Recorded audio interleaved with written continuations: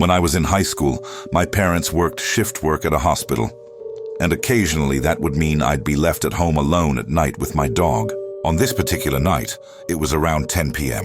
My dad had left for work in the afternoon, and my mom was getting ready to leave, so I was going to be alone for a few hours until he came home. My mom was getting ready to leave through the front door when she noticed there was a small pile of shirts on the floor near the stairs to the second floor. My dog liked to lie down on them. She said, "Make sure you put these in the laundry hamper," which was upstairs in their bedroom.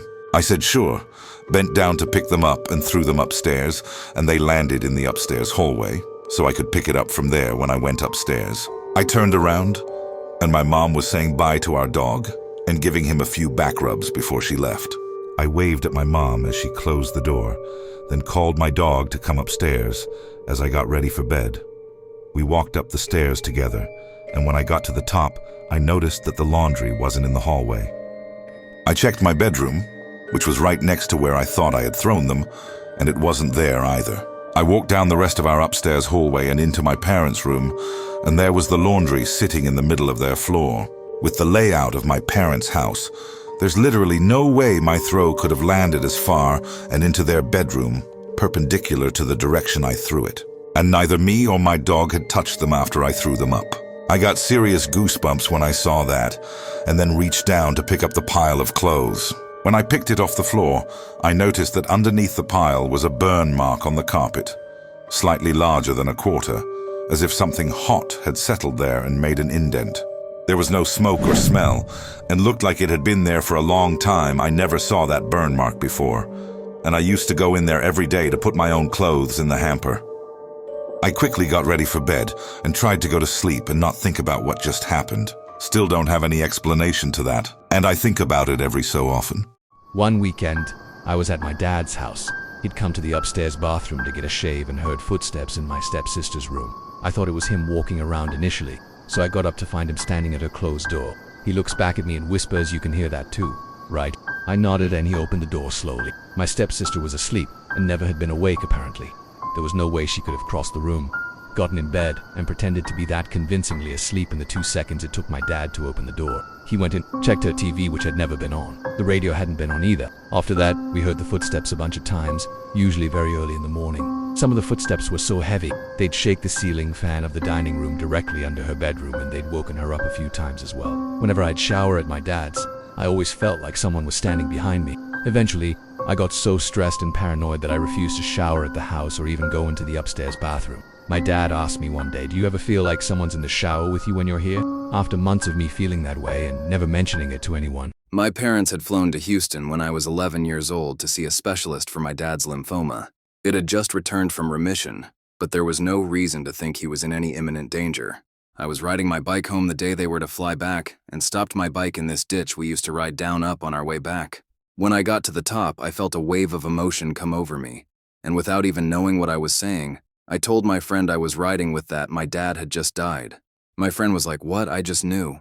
I rode the rest of the way home to find my grandparents, my dad's parents, bawling on our back porch. I stood there watching them in the doorway for a few minutes, unable to walk out to talk to them. He had died an hour before I got home from school. No phone calls to the school, nor did I interact with anyone that knew prior to riding in the ditch. I just knew when that wave came over me.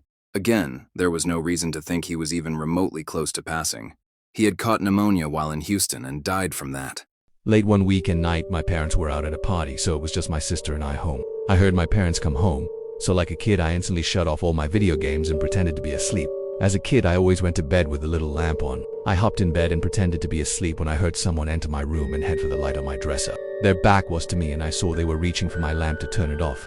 Just as I had that thought, they turned around and looked directly at me and stared for what felt like forever. I couldn't see much detail, other than a large, old-timey looking brown dress, and what looked like the face of an old woman. Where their eyes were, it was very dark and I couldn't make out any details.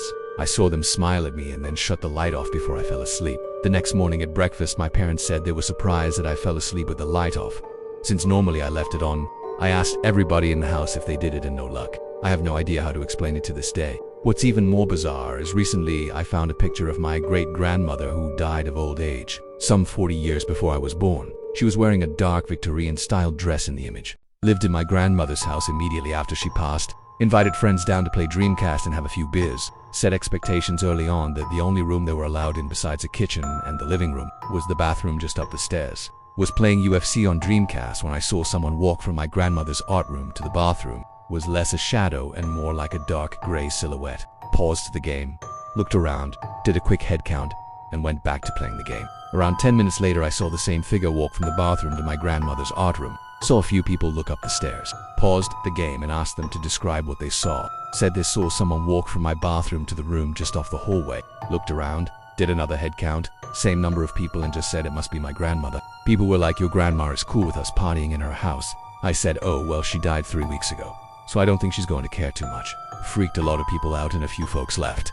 But I never felt weirded out or anxious about it. Would occasionally see the silhouette after that.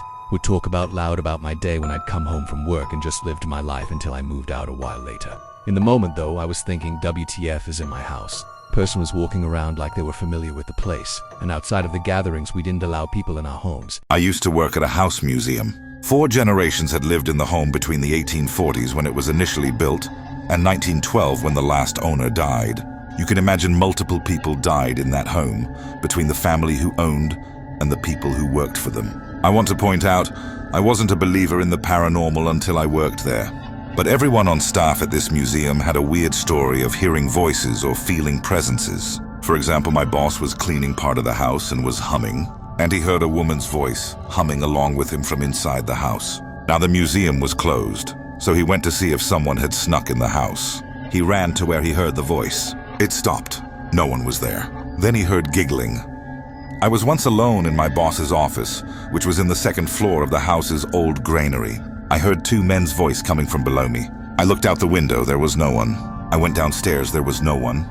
Then voices stopped. One day I was giving a house tour to a couple. In the family parlor was a painting of the patriarch of the family who had owned the farm. I gave my usual spiel with his biographical information, and then I asked the couple if they had any questions. One of them asked, "Yeah, what's that thing behind the guy's head?" I had given dozens of house tours before. This was the first time I had noticed that in painting next to the former owner's head, there was a shrouded figure in black who reached out toward the viewer. Needless to say, this all spooked me. I never went in the house alone. But the main thing I learned is that most people who work in history museums absolutely believe in ghosts.